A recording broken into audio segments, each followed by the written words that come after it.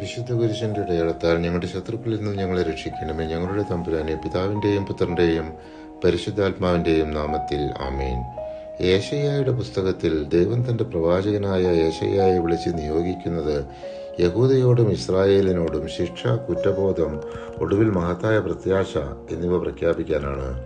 യേശയ്യ വടക്കൻ രാജ്യത്തിന്റെയും തെക്കൻ രാജ്യത്തിന്റെയും പാപങ്ങളെ ചൂണ്ടിക്കാണിക്കുന്നു. തുടർന്ന് അവർക്ക് ചുറ്റുമുള്ള രാജ്യങ്ങൾക്കും കഠിനമായ ശിക്ഷ പ്രഖ്യാപിക്കുന്നു.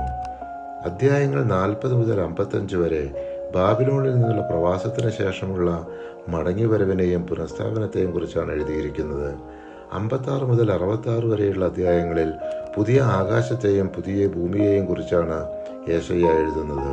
ദൈവത്തിൽ വിശ്വസിക്കുകയും അനുസരിക്കുകയും ചെയ്യുന്നവർക്കുള്ള മഹത്തായ പ്രതിഫലമാണിത്. യേശയ്യ പീഡിതർക്കുള്ള പ്രത്യാശയും ദുഷ്ടർക്കുള്ള വിധിയും പ്രഖ്യാപിക്കുന്നു. യേശയ്യായുടെ പുസ്തകത്തിലെ പല തിരുവചനങ്ങളും പുതിയ നിയമത്തിൽ കാണാം. യേശയ്യ 6-ാം അധ്യായം 9-10 തിരുവചനങ്ങളിൽ ഇപ്രകാരം രേഖപ്പെടുത്തിയിരിക്കുന്നു: അവിടുന്ന് അരുളി ചെയ്തു, പോവുക, ഈ ജനത്തോട് പറയുക, നിങ്ങൾ വീണ്ടും വീണ്ടും കേൾക്കും, മനസ്സിലാവുകയില്ല. നിങ്ങൾ വീണ്ടും വീണ്ടും കാണും, ഗ്രഹിക്കുകയില്ല. അവർ കണ്ണുകൊണ്ട് കാണുകയും ചെവി കൊണ്ട് കേൾക്കുകയും ഹൃദയം കൊണ്ട് ഗ്രഹിക്കുകയും അങ്ങനെ മാനസാന്തരപ്പെട്ട് സൗഖ്യം പ്രാപിക്കുകയും ചെയ്യാതിരിക്കേണ്ടതിന് അവരുടെ ഹൃദയങ്ങളെ കഠിനമാക്കുകയും ചെവികളെ മന്ദീഭവിപ്പിക്കുകയും കണ്ണുകളെ അന്ധമാക്കുകയും ചെയ്യുക.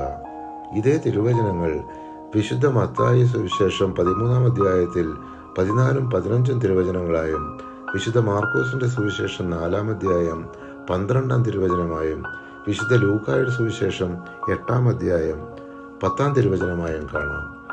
യേശയ്യ 29-ാം അധ്യായത്തിലെ 13-ാം തിരുവചനം: കർത്താവ് അരുളി ചെയ്തു, ഈ ജനം വാക്കുകൊണ്ട് മാത്രം എന്നെ സമീപിക്കുകയും അതരം കൊണ്ട് മാത്രം എന്നെ ആരാധിക്കുകയും ചെയ്യുന്നു.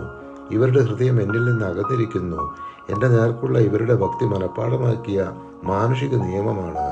ഈ തിരുവചനം വിശുദ്ധ മത്തായി ശ്ലീഹ 15-ാം അധ്യായം 7 മുതൽ 9 വരെയുള്ള തിരുവചനങ്ങളിലും വിശുദ്ധ മാർക്കോസിന്റെ സുവിശേഷം 7-ാം അധ്യായം 6-7 തിരുവചനങ്ങളിലും കാണാം.